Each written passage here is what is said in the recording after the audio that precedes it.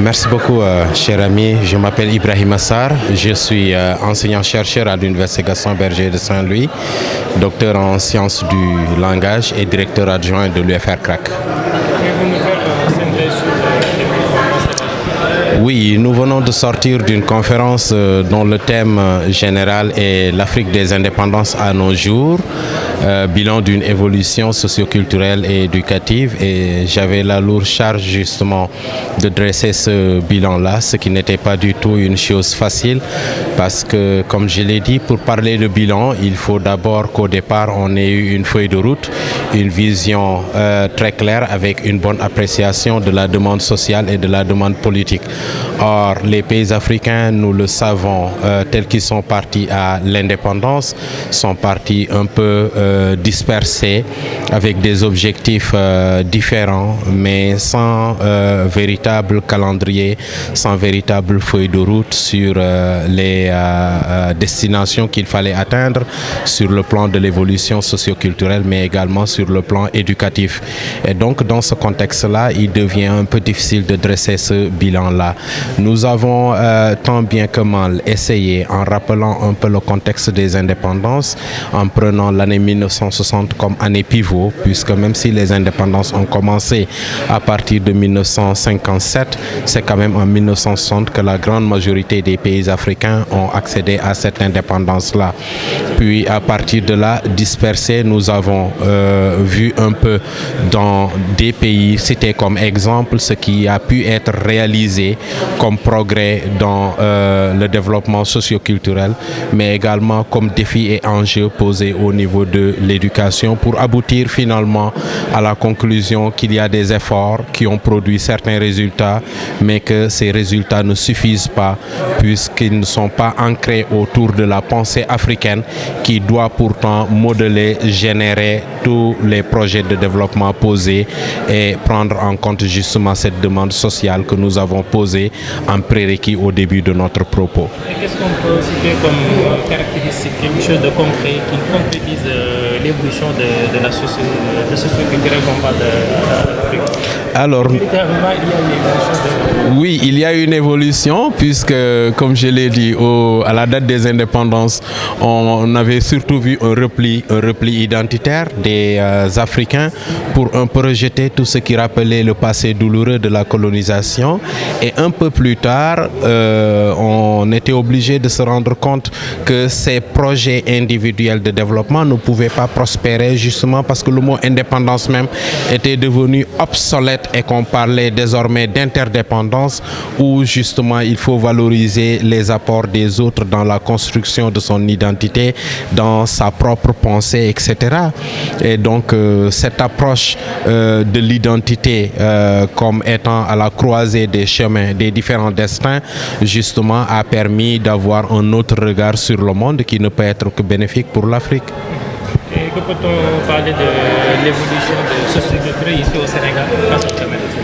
Alors, au niveau du Sénégal également, nous sortons d'un système d'administration directe de la colonisation avec une politique d'assimilation qui a fini de faire de nous de petits Français qui réfléchissons avec une grille conceptuelle française où finalement également nous commençons notre scolarisation avec une langue étrangère, le français, ce qui biaise notre processus de développement. Car comme vous le savez, l'individu doit commencer par apprendre à se connaître et puis maintenant aller vers l'autre. Et en allant à la découverte de l'autre, il utilise le mode de pensée de sa propre communauté pour apprécier positivement ou négativement ce qu'il voit chez l'autre. Malheureusement, c'est le chemin inverse que nous avons pris au Sénégal. En scolarisant nos enfants dès le bas âge d'ailleurs en français, nous les socialisons d'une certaine manière dans une culture étrangère. Et lorsque lorsqu'arrive le moment pour nos parents d'attendre de ces enfants-là qu'ils puissent se connaître, ils ne peuvent apprécier la réalité de leur existence qu'à travers le prisme de cet appareil conceptuel étranger-là. Et c'est ce qui a fait un peu que nous n'avons pas pu aller aussi loin que nous l'aurions souhaité. Il y a quand même des progrès à noter au Sénégal sur le plan socio-culturel, parce que comme vous le savez, depuis 1960, il y a eu un front culturel qui s'est érigé au Sénégal, mais nous savons également que le premier président Senghor avait consenti beaucoup d'efforts dans la mise au devant de la scène de la culture, ce qui a permis de construire cette stabilité quand même que nous avons au Sénégal. Mais c'est quoi le message vraiment que les jeunes doivent retenir à l'issue de ce? Alors, le message, c'est qu'une fois de plus, nous venons de tenir une série de très beaux discours, comme cela s'est toujours fait depuis les indépendances d'ailleurs. Mais comme je l'ai dit, en clôturant mon propos tout à l'heure à l'Amphi, il faut aller au-delà des discours. L'esprit africain que nous incarnons, cette pensée africaine que nous voulons qu'elle gouverne notre vie, doit se matérialiser dans le comportement de chacun de nous, le comportement de tous les jours.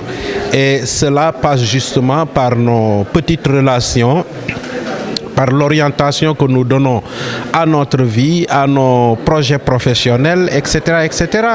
Le temps est à l'unité et le temps est vraiment à la concrétisation des discours pour que finalement nous sachions que cette Afrique-là ne sera que ce que nous voulons qu'elle soit. Et cela passe justement par l'engagement individuel de chacun, mais également par l'engagement collectif. Mot de la fin, monsieur le président.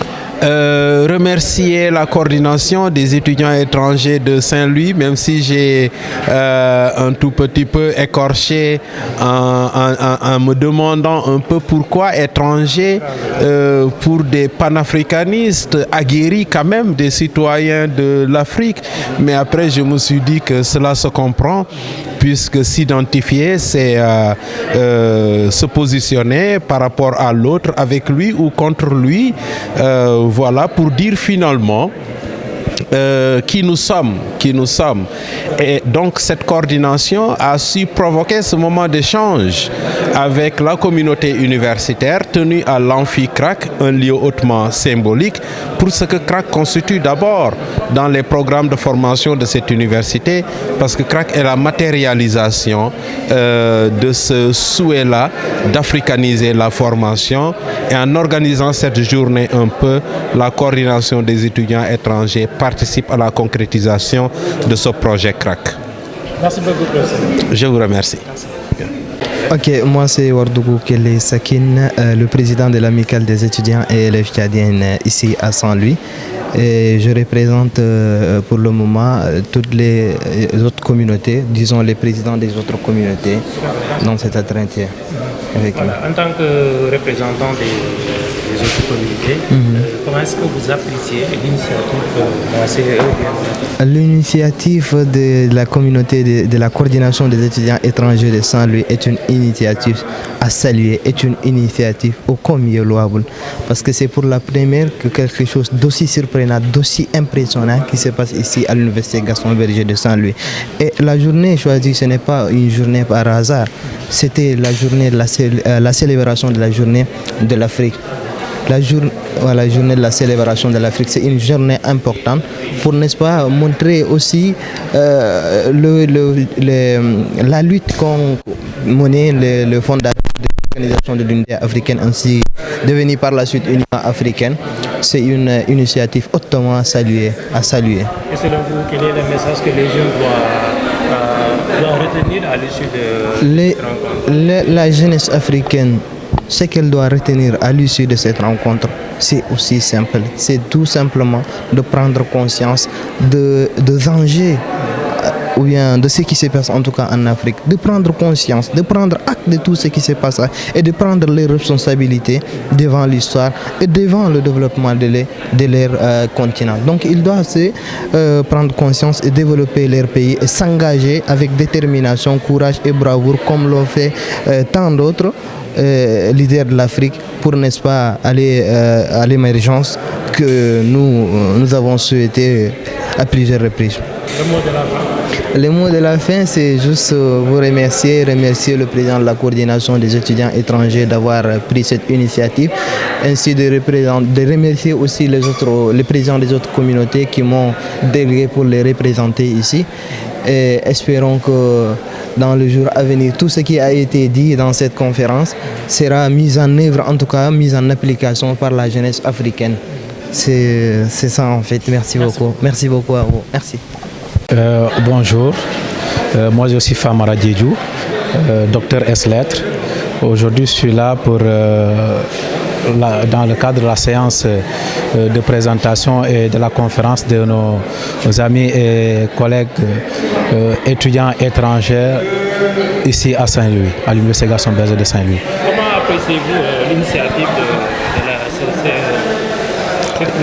Oui, l'initiative est à magnifier et vraiment à encourager.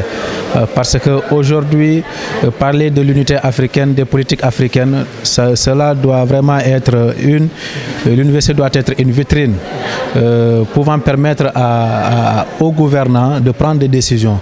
Voilà, parce que nous sommes aujourd'hui un temple du savoir. Voilà, donc cela est une excellente initiative et vraiment considérer que les étudiants étrangers aujourd'hui organisent cette journée-là pour toute l'Afrique, cela est une grande chose, cela est à magnifier. Et qu'est-ce que vous avez retenu avec la conférence animée par le docteur Sarr? Bon, la conférence animée par le docteur Sarr est une conférence vraiment d'une autre facture. Parce que non seulement il nous a vraiment laissé, il nous a livré une leçon inaugurale et vraiment des leçons de la vie.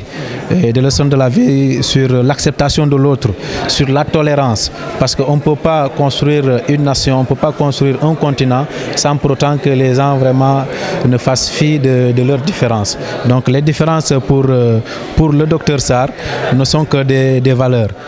D'autant plus que nos identités sont vraiment la somme des différences. Donc c'est ce que moi j'avais retenu pour en tout cas l'essentiel du discours du professeur Sarr. Oui. Le mot de la fin, c'est vraiment vous remercier vous et remercier les amis des autres pays de l'Afrique, moi je ne dirais pas étrangers, qui ont vraiment eu l'intelligence et vraiment le courage d'organiser une séance vraiment d'une telle importance. Merci pour tout. Merci beaucoup. Voilà. Bonjour, moi c'est Cyril Diobo. Je suis étudiant de nationalité togolaise à l'UGB et je suis en Master 2 au niveau de l'UFR Agro. Donc je suis en sécurité alimentaire. Alors pourquoi la mise en place de la CE? La mise en place de la CE, c'est dans le cadre de fédérer l'ensemble des étudiants non sénégalais, étant donné qu'aujourd'hui le titre étranger fait un peu polémique. Donc c'est la mise en place d'une fédération qui va coordonner l'ensemble des communautés étrangères ici au Sénégal. Donc pour pouvoir nous fédérer, étant donné que nous sommes quand même une minorité, même s'il y a une centaine d'étudiants non sénégalais, mais c'est quand même une minorité au sein de l'UGB. Et nous aimerions fédérer l'ensemble de cette communauté autour d'une seule structure afin de pouvoir mener des actions qui vont pouvoir porter et au moins défendre également les intérêts des étudiants non sénégalais ici à l'UGB. Et quel est l'objectif de la structure et quelles sont vos priorités également? L'objectif de la structure, comme je l'ai dit tantôt, c'est de pouvoir représenter dignement les étudiants non sénégalais et défendre leurs intérêts. Donc, actuellement, nos priorités, c'est les problèmes d'hébergement parce que nous souffrons par rapport aux problèmes d'hébergement. Il y a une codification de 250 000 qui englobe et la restauration, l'hébergement elle-même. Mais il se fait que certains ne bénéficient pas de cet hébergement et malgré les 250 000 payés, ils ont des difficultés à avoir accès. Et nous savons que chaque année, il y a une augmentation du nombre des étudiants dans l'ensemble et du nombre d'étrangers.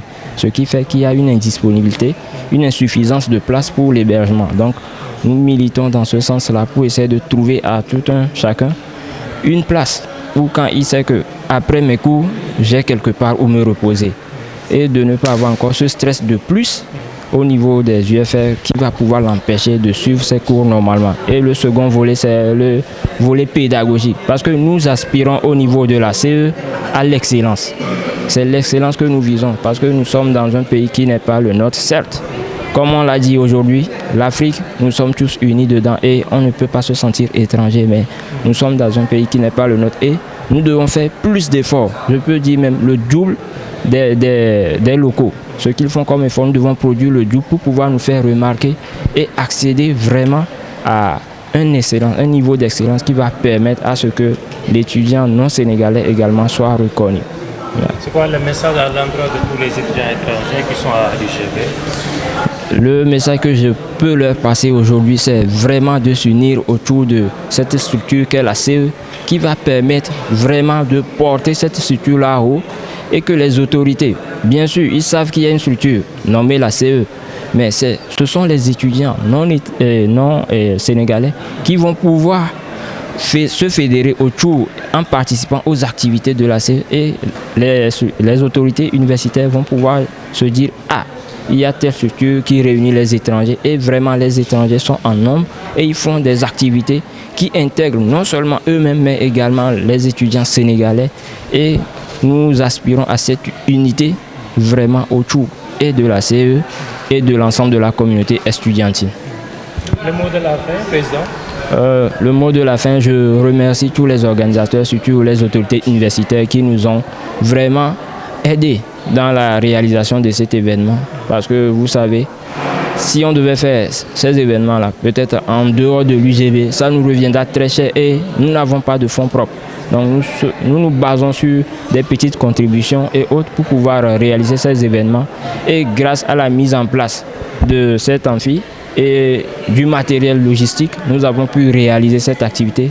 Et même au niveau de l'UFR CRAC, ils ont pu libérer toute une section, jusqu'à même 2, pour pouvoir suivre cette conférence, ce qui est vraiment, qui a donné un élan et vraiment de l'intérêt à cette conférence. Et également, je tiens à féliciter l'ensemble du bureau de la CE qui nous ont aidés, de même que les présidents des différentes communautés qui, par des messages et soutiens autres, nous ont vraiment aidés moralement et physiquement également dans la réalisation de cette conférence.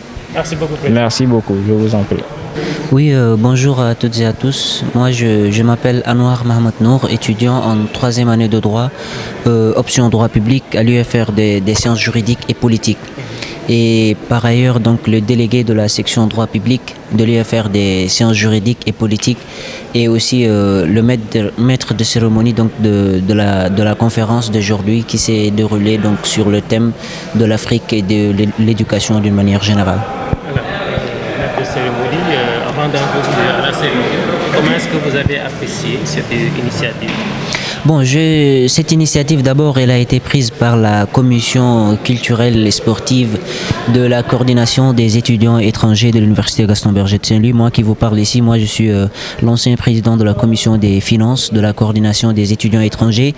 J'ai eu à accumuler pas mal d'expérience au sein de cette association. Et cette initiative, cette idée-là, elle vient de cette commission en jugeant nécessaire qu'on doit organiser une journée et on doit célébrer cette journée de l'Afrique, une journée mondiale de l'Afrique qui est le 25 mai et raison pour laquelle donc la nécessité d'aujourd'hui c'est que les jeunes Africains prennent conscience des enjeux, prennent conscience de leurs responsabilités mais surtout des attentes donc d'une Afrique meilleure, d'une Afrique unie, d'une Afrique solidaire de demain. Raison pour laquelle on a jugé nécessaire donc avec la clairvoyance et aussi les orientations du recteur de l'université, le professeur Ousmane Thiaré, on a eu à initier cette journée et cette conférence qui s'est tenue aujourd'hui.